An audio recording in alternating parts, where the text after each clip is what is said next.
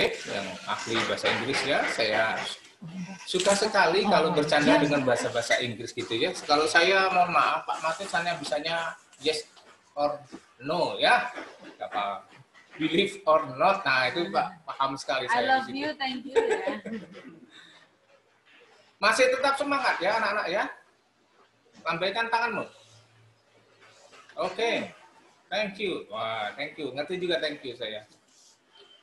Oke anak-anak, saya mengingatkan bahwa minggu lalu sudah kita selenggarakan ulangan harian yang pertama. Untuk respon anak-anak yang saya ikuti, yang saya koreksi, yaitu 8E, F, G, H, itu masih ada beberapa anak yang belum merespon, artinya belum mengerjakan. Saya tidak terlalu paham kendalanya apa, monggo nanti untuk segera saja ya. Untuk kelas E ya, kelas E, halo ya, mudah-mudahan mendengar suara saya. Berdasarkan catatan saya baru yang respon sejumlah 21 anak. Yang 8E yang respon 21 siswa. 8F 30, yang G 29, yang H 23. Silakan ya, tolong anak-anak, ini serius ya, ulangannya betul-betul dikerjakan. Sebisanya enggak apa-apa.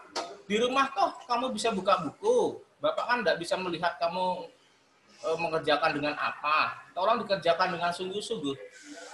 Dan jangan iseng ya, jangan iseng. Dalam arti dibuat nama yang jelas, nomor absen yang jelas, dan kelas yang jelas kan sudah ada tempat-tempatnya untuk kamu klik di situ, kelasnya milik kelas amanah. Ya, jangan nulis nama bukan nama panggilan supaya saya dalam memasukkan data nilai kamu itu lebih gampang. Jadi tidak meraba-raba. Itu ya anak-anak ya. Monggo silakan dengan saya, mumpung ketemu dengan saya mau bertanya dengan materi yang lalu. Dari soal-soal itu besok ya, besoknya untuk PTS soal-soal yang kemarin untuk PTS besok 90% nanti saya keluarkan lagi. Saya ulangi ya. Soal-soal ulangan harian kemarin itu kan ada 20. Rencana Bapak, PTS-nya besok itu sekitar 40. Ya tidak usah banyak lah ya, nggak usah repot. 40 saja cukup ya. 40 menit ya. Nah, dari 20 yang kemarin itu nanti 90% saya keluarkan lagi. Ada beberapa soal yang memang tidak saya keluarkan lagi, tetapi sebagian besar keluar lagi. Nah, silakan ada kesempatan mau bertanya, silakan bertanya terkait beberapa hal juga boleh. Tadi sudah banyak yang tanya tentang kegiatan sekolah kita. Tenang sajalah, ini dalam prosesnya mudah-mudahan saja bagian negara ini kembali ke zona hijau ya. Mudah-mudahan saja. Cuma memang sekolah kita SMP 1, SMP 2 Banjar itu bukan kendala di sekolahnya, tetapi kendala di murid. Artinya begini nak, siswa dari SMP 1 dan 2 itu kan tersebar kemana-mana. Nah untuk mengatur tatap muka, pembelajaran tatap muka itu kan harus ada protokol atau ada aturan-aturan yang terkait dengan masa pandemi ini. Jadi tidak secepat dan sesederhana itu ya anak-anak. Sabar saja kalau kaitan dengan untuk pembelajaran tatap muka nanti. Oke, siapa yang mau bertanya silakan chat terkait dengan materi saya yang kemarin. Kalau tidak nanti saya lanjutkan. Untuk bahan PTS satu bab kemarin ya. Jadi yang terkait dengan materi kemarin bab 1 tentang apa ya? Interaksi keuangan dalam kehidupan negara-negara di kawasan ASEAN, yaitu bab 1 ya. Berarti terkait dengan negara-negara ASEAN, interaksinya, pengaruh dan perubahannya. Nah, nanti yang bab kedua bicara tentang pengaruh interaksi sosial terhadap kehidupan sosial dan kebangsaan. Nanti pada pertemuan pertama saya mencoba kita berdiskusi, kalau ada yang mau bertanya juga boleh, berkaitan dengan mobilitas sosial. Mana nih, ada yang bertanya enggak nih? Soal kemarin gimana? Relatif gampang atau agak sedikit berbeda seperti biasanya? Silakan berkomentar boleh, untuk masukan bagi saya.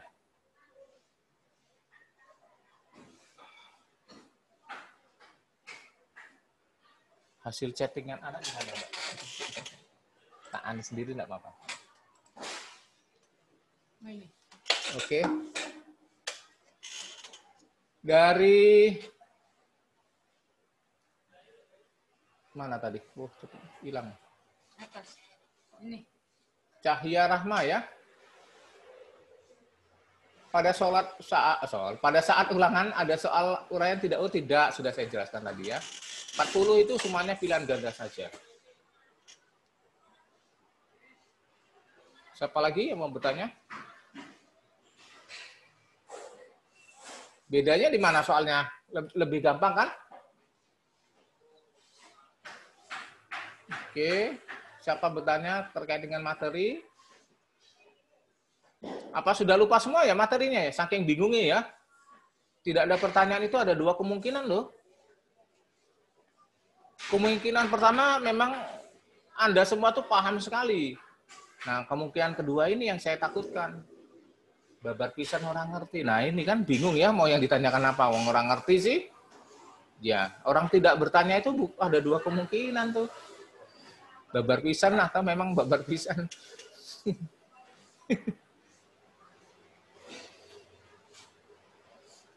Kalau terkait dengan soal-soal uraian, saya sudah berusaha memberikan tugas terstruktur maupun mandiri kemarin sudah cukup banyak ya. Dari situ ada, nanti juga ada penilaian. Tugas-tugas itu nanti saya masukkan dalam nilai harian itu. Salah satu unsur ya, salah satu unsur termasuk ulangan harian kemarin. Tugas-tugas itu maka dikerjakan. Yang uraian itu kan ada banyak di sana itu. Oke, siapa lagi?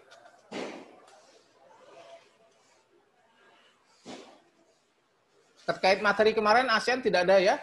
Gampang, semua bisa?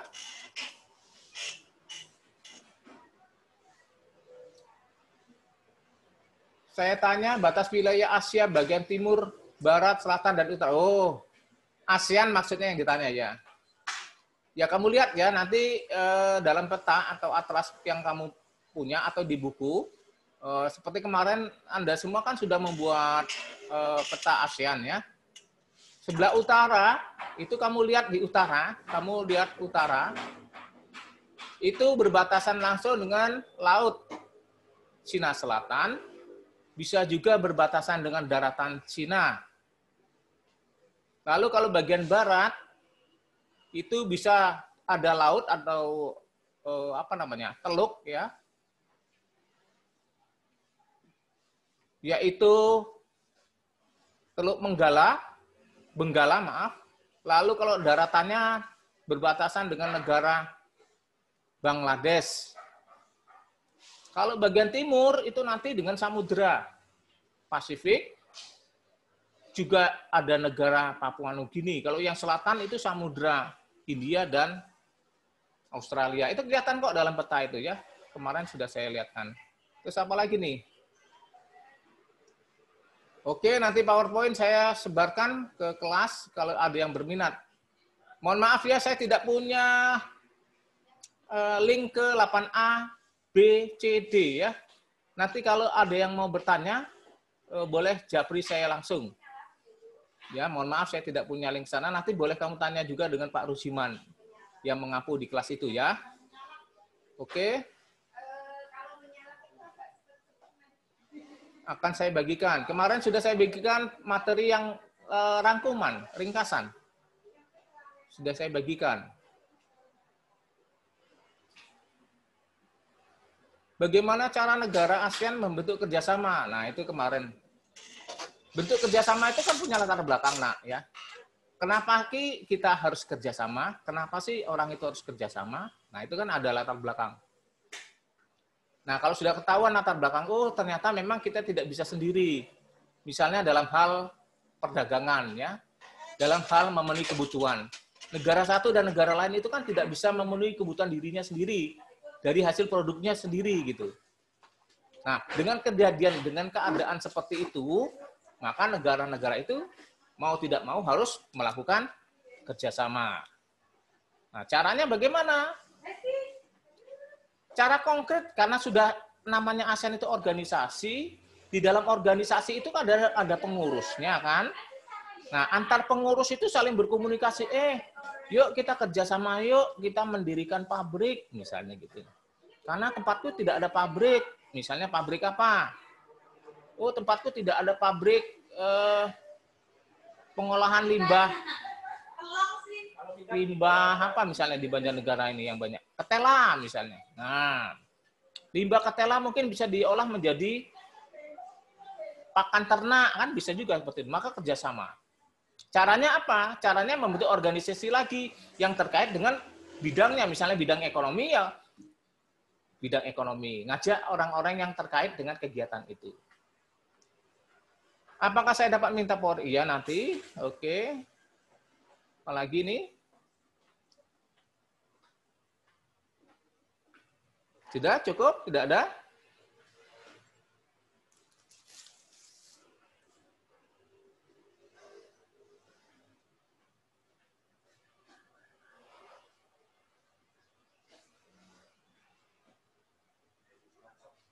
KKM-nya 60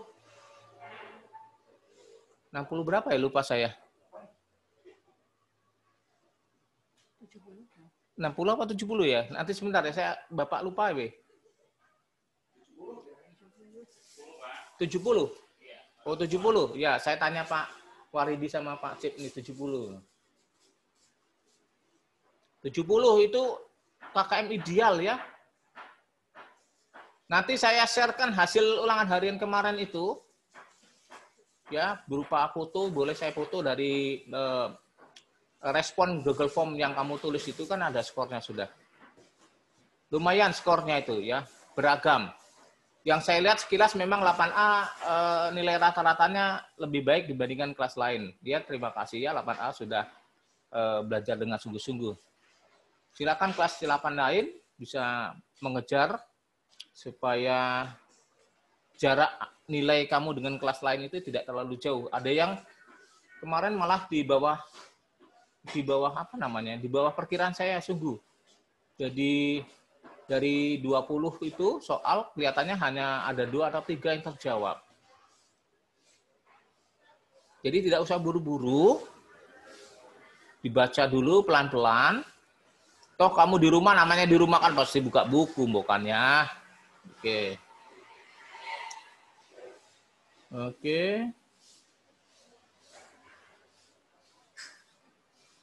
Batas wilayah sudah. Batas wilayah bukan Asia ya, Asia Tenggara itu maksudnya ya. Kita belum bicara tentang Asia. Tentang benua-benua itu nanti kita kelas 9 kalau ketemu saya nanti. Nah, sekarang kalau mau memasuki materi yang berikutnya, bisa kalian Anda semua buka mulai dari halaman 79. Dibuka bukunya halaman 79 itu. Ini klik materinya mana nih?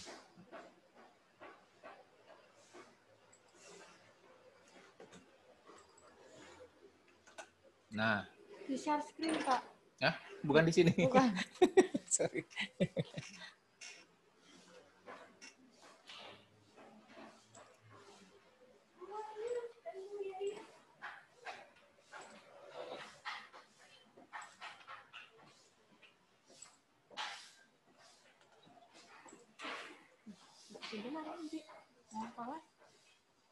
Oke.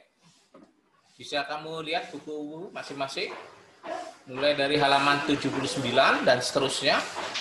Kita sudah memasuki yang tema yang kedua atau bab yang kedua. Yaitu berkaitan dengan mobilitas sosial. Siap ya?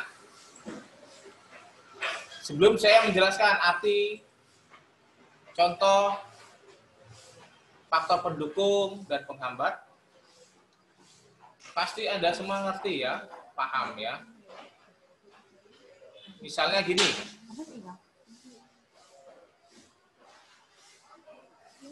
Pak Martinus sebagai seorang guru, dulu itu sebelum saya mengajar di sini, di Espiro, saya juga pernah mengajar di sekolah lain. Atau nanti Misalnya Pak Martinus pindah lagi ke sekolah lain. Itu contoh saya. Atau di antara kamu orang tua nih ada nih. Dulu pernah di Kalimantan. Dulu pernah di Sumatera.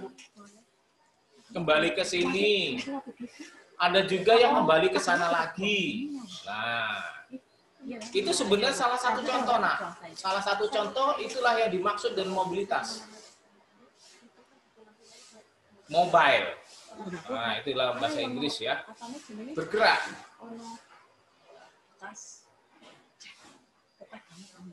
Jadi, kenapa orang atau komunitas beberapa orang selalu melakukan mobilitas? Nah, di sini konteksnya adalah mobilitas sosial. Nah, kenapa? Ya karena pada dasarnya kita itu manusia itu baik secara individu maupun kelompok yang selalu membutuhkan atau selalu memenuhi kebutuhan hidupnya agar terpenuhi. Saya misalnya sebagai manusia kan paling tidak harus butuh kebutuhan dasar. Maka saya harus bekerja. Siswa juga sama sebenarnya. Kalau dilihat dari sisi nilai-nilai atau suatu pelajaran dalam ekonomi, dalam satu tema tertentu, bagaimana pemenuhan kebutuhan hidup, siswa pun perlu yang namanya memenuhi kebutuhan. Nah, bagaimana kalau saya misalnya, orang dewasa, dalam rangka memenuhi kebutuhan hidupnya, pasti melalui atau melakukan mobilitas sosial. Coba lanjut. Anak-anak sekalian, tujuan kita bersama-sama belajar ini tentang mobilitas sosial, harapan saya, harapan Pak Guru, harapan kita semua, setelah melakukan pembelajaran ini, ya baik dengan cara virtual maupun kamu nanti belajar secara mandiri dengan cara menjawab tugas-tugas, silakan. Anda semua diharapkan mampu nanti mengerti ya tentang mobilitas sosial, prosesnya, bentuk-bentuknya, faktor-faktor pendorong dan penghambat. Itu harapannya nanti kamu paham sedikit. Kalau belum paham ya tidak apa-apa yang namanya belajar. Paling tidak kita sudah sama-sama mengerti apa sih yang dimaksud dengan mobilitas sosial itu. Lanjut. Ini ada pendahuluan. Nanti yang kita pelajari yang pertama, pertemuan pertama dan kedua mungkin bicara dulu tentang mobilitas sosial ya. Bicara tentang keragaman nanti, pluralitas itu. Lalu kita juga bicara tentang konflik nanti. Nah, ini yang dimaksud bahwa latar belakang orang melakukan mobilitas sosial. Bahwa hidup manusia itu senantiasa bergerak. Mobile. Bergeraknya dinamis. Nah, dinamika kehidupan manusia itulah yang menyebabkan manusia akan mengalami perubahan status. Nah, perubahan status itu salah satu contoh dari mobilitas sosial. Itu maksudnya. Nah, ada kalanya perubahan status itu bisa lebih baik, namun ada juga yang tidak terlalu baik. Nah, kunci yang keempat, semakin terbukanya suatu masyarakat, semakin memungkinkan terjadinya mobilitas sosial. Maksudnya apa ini?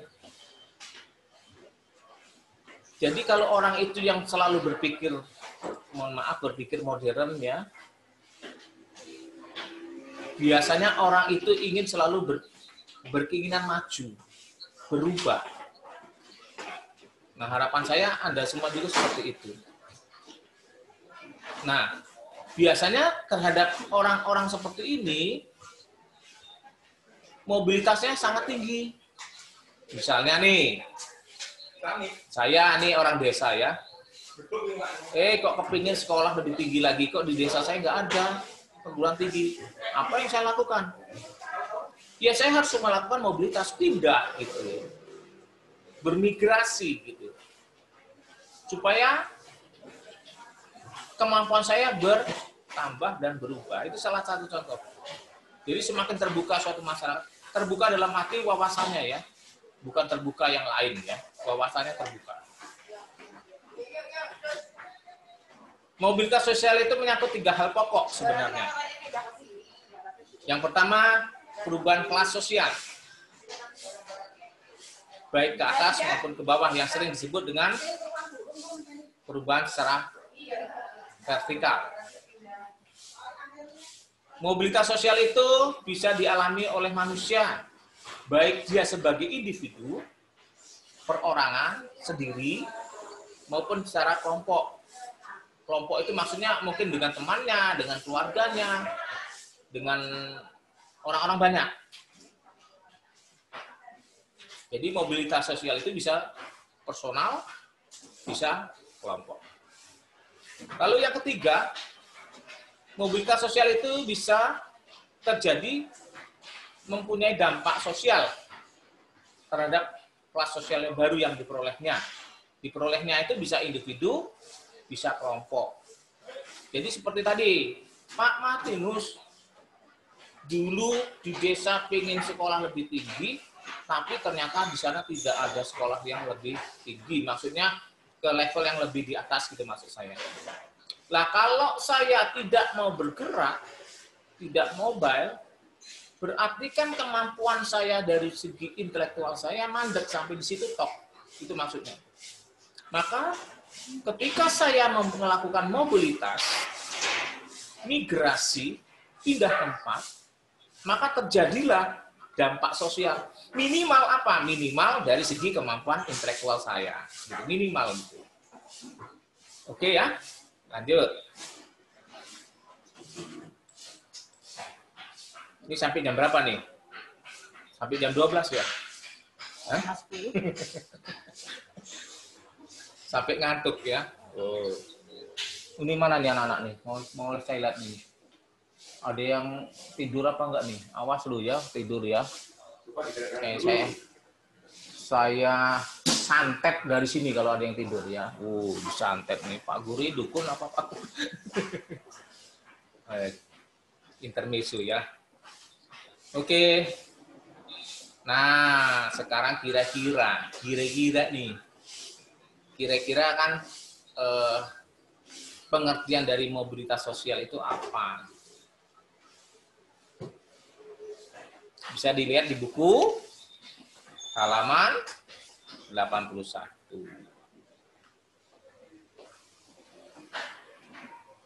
Mobilitas berasal dari bahasa Latin dan seterusnya itu bisa kamu baca sendiri lah ya.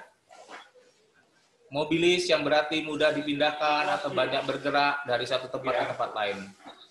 Kata sosial yang ada pada istilah tersebut mengandung makna gerak yang melibatkan seseorang atau sekelompok warga dalam kelompok sosial. Jadi, mobilitas sosial adalah perpindahan posisi seseorang atau sekelompok orang dari lapisan yang satu ke lapisan yang lain. Jadi pindah. Pindahnya itu bukan hanya secara fisik, tetapi juga karena di luar itu. Nanti saya jelaskan statusnya itu yang pindah. Jadi gini loh, Pak Martinus itu statusnya guru gitu ya. Secara fisik saya ada di Espero. Tapi status sosial saya guru.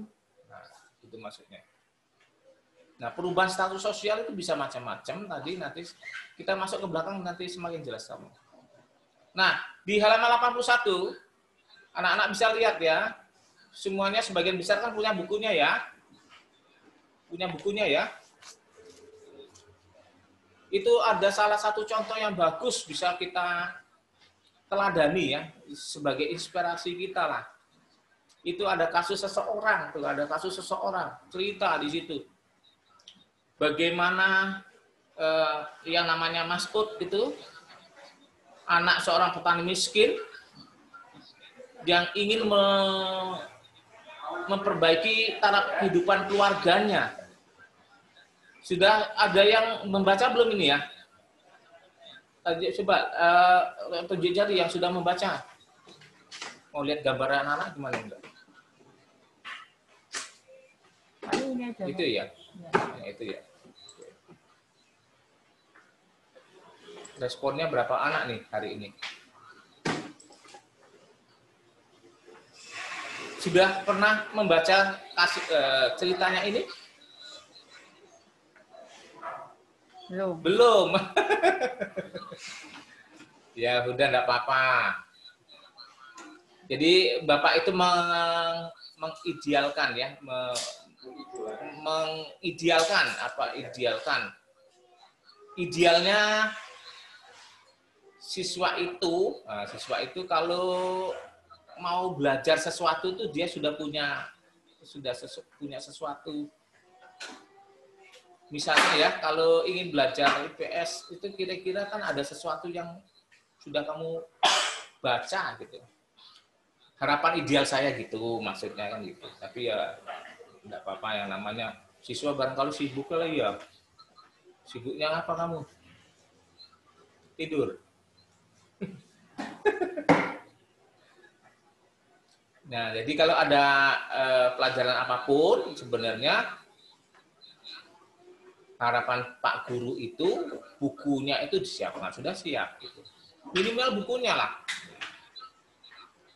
Nah, dari kasus cerita itu yang namanya Mas Put itu termasuk salah satu contoh mobilitas sosial dari seseorang individu. Oke ya, ceritanya itu dia dari kehidupan orang miskin hanya sampai tamat SMP, tapi cita-citanya sangat tinggi.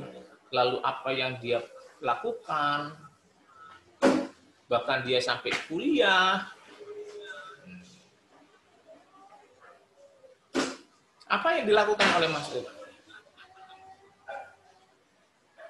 Mudah-mudahan cerita ini menjadikan inspirasi kita semua.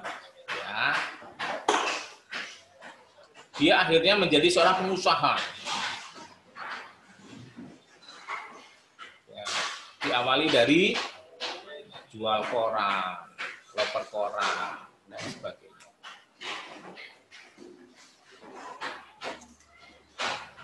Lanjut.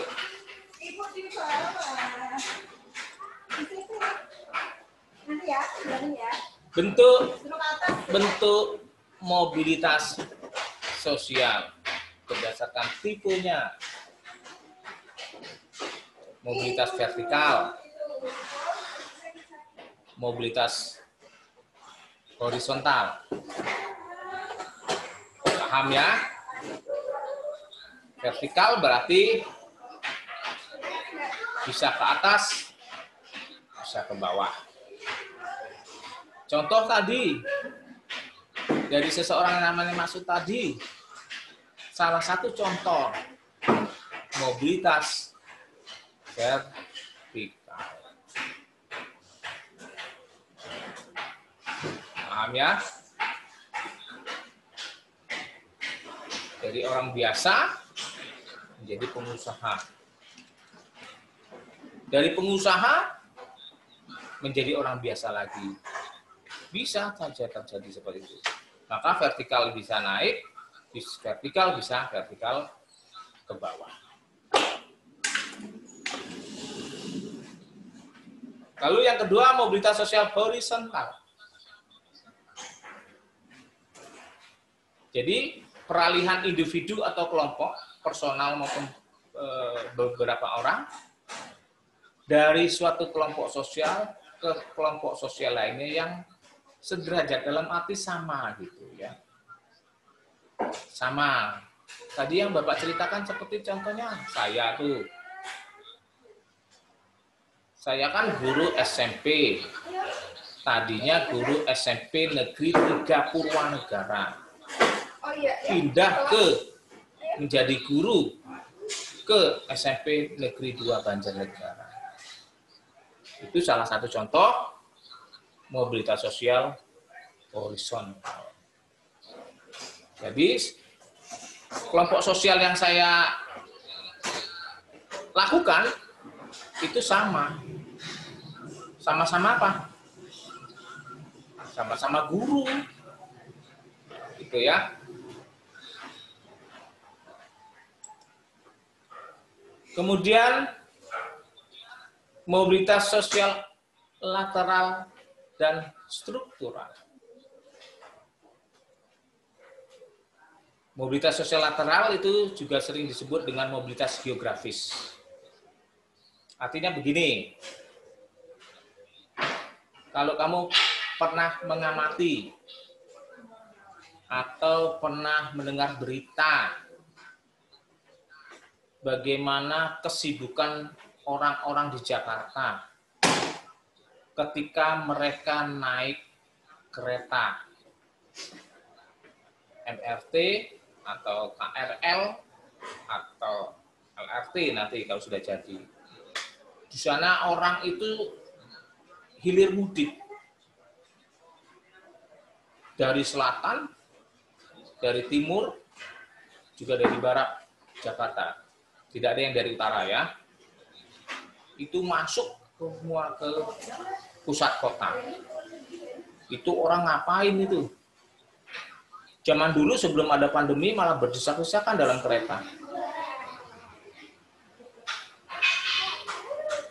Ya, orang-orang itu ke Jakarta itu dalam rangka kerja, mencari duit gitu. Ini salah satu contoh mobilitas lateral atau geografis. Jadi perpindahannya orang-orang, ya bisa secara individu, bisa kelompok. Dari salah satu unit ya, ruang ke wilayah lain. Secara tidak langsung, saya ulangi, secara tidak langsung mengubah status sosial seseorang. Yang tadinya tidak punya duit jadi punya duit gitu loh. Nah, itu salah satu contoh sederhana seperti itu. Nah, mobilitas sosial lateral itu bisa vertikal, bisa horizontal, tapi pada umumnya horizontal. Kemudian mobilitas struktural. Apa itu? Mobilitas ini dipengaruhi atau disebabkan oleh adanya semacam perubahan ya. Perubahan apa? Perubahan teknologi gitu. Adanya inovasi teknologi.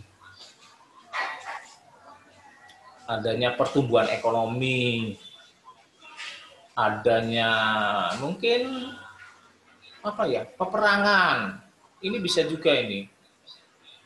Atau kejadian-kejadian lainnya yang mengubah struktur dari jenis kelompok-kelompok dalam masyarakat. Contoh zaman pergerakan dulu kalau kamu belajar sejarah, ketika terjadi perang, kan situasi tidak normal. Yang tadinya siswa belajar, ada beberapa siswa pelajar membentuk tentara pelajar. Berubah statusnya. Ya, Mbok. Ini salah satu mobilitas struktural karena terjadinya peperangan. Atau karena ada teknologi. Perubahan teknologi maksudnya.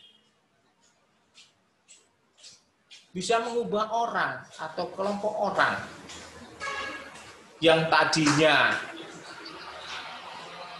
pengerjaannya secara manual, sekarang tidak lagi dengan manual, tapi dengan cara mekanis misalnya. Secara mekanis, secara otomatisasi.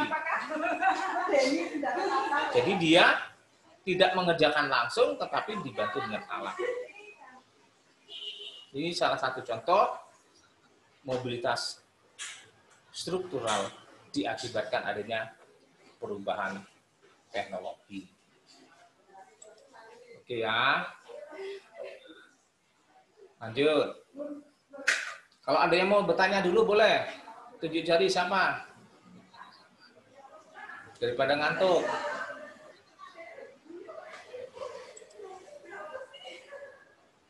ada ya, belum ada.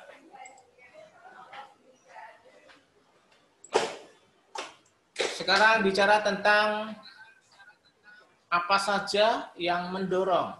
Bisa kamu lihat di halaman berapa tuh? Di halaman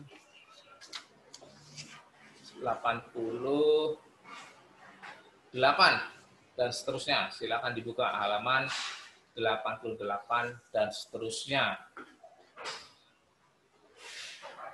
Sudah? Ini yang mendorong. Yang menjadikan ada. Yang menjadikan semangat.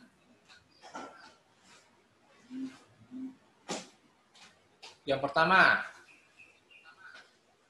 misalnya situ tertulis yang mendorong mobilitas seseorang, individu maupun kelompok, yaitu faktor struktural.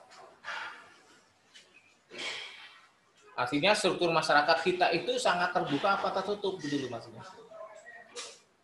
Struktur masyarakat Indonesia atau struktur masyarakat suatu daerah. Kalau struktur masyarakatnya itu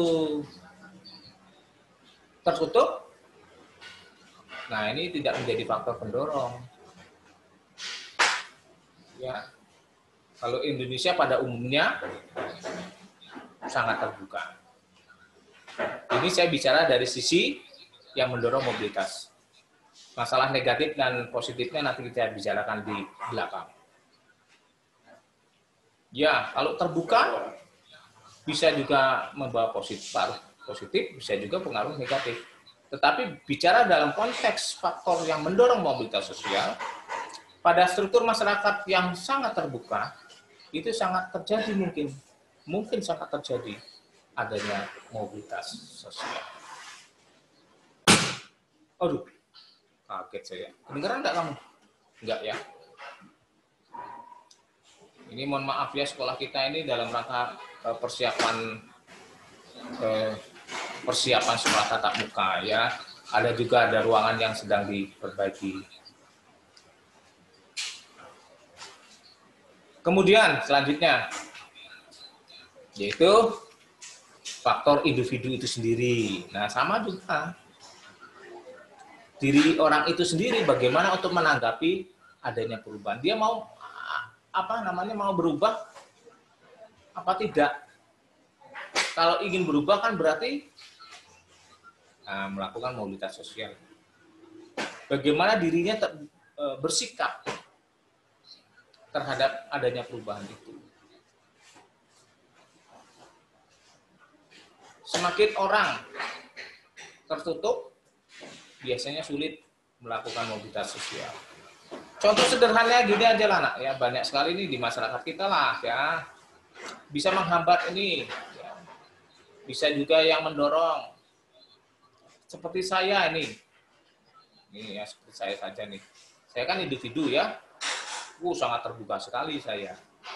Suatu ketika anak saya berkeinginan kerja di luar Jawa. Nah, ini misalnya nih. Karena saya orangnya terbuka, ya silakan. Maka terjadilah mobilitas sosial dari anak saya. Nah, itu contohnya. Yang tadinya dia belum bekerja, jadi bekerja. Syukur-syukur nanti status sosialnya meningkat.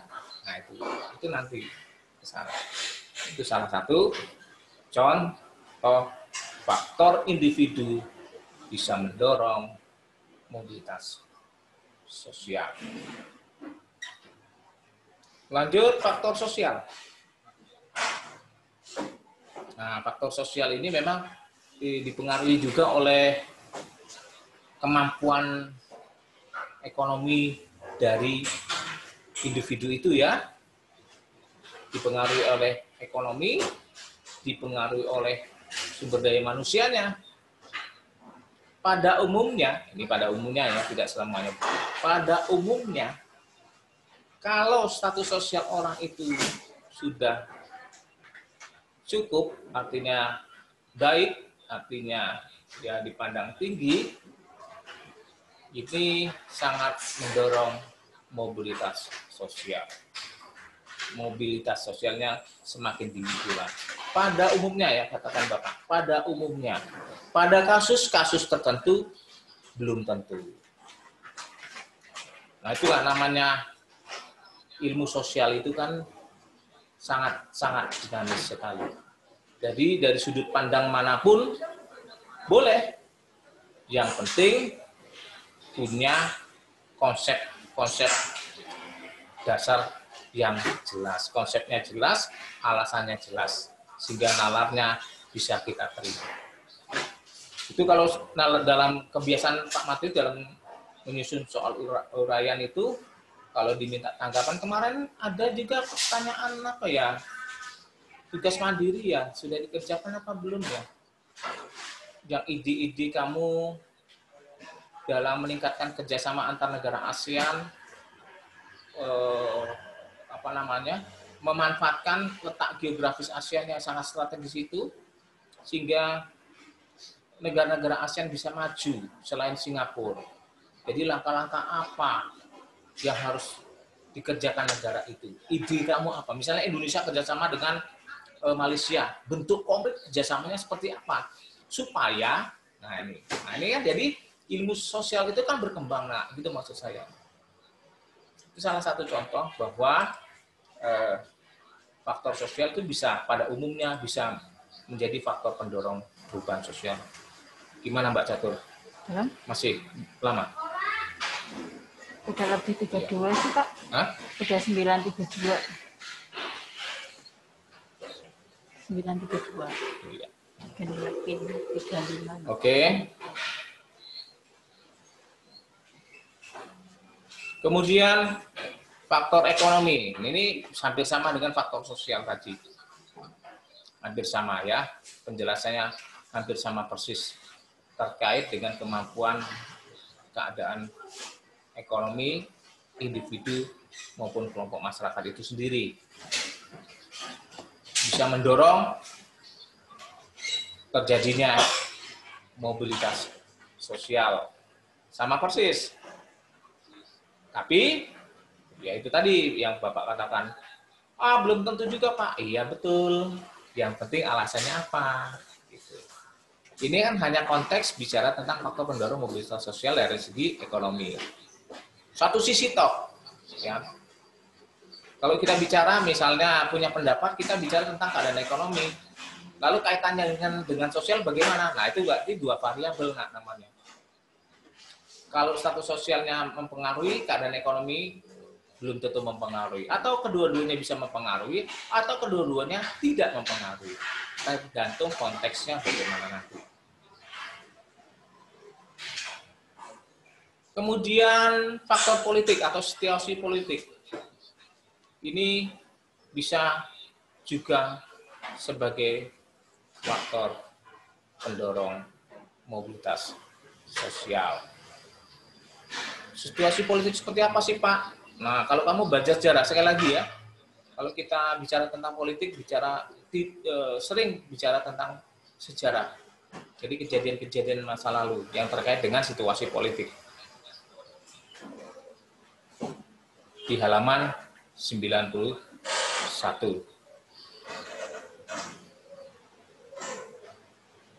Jadi,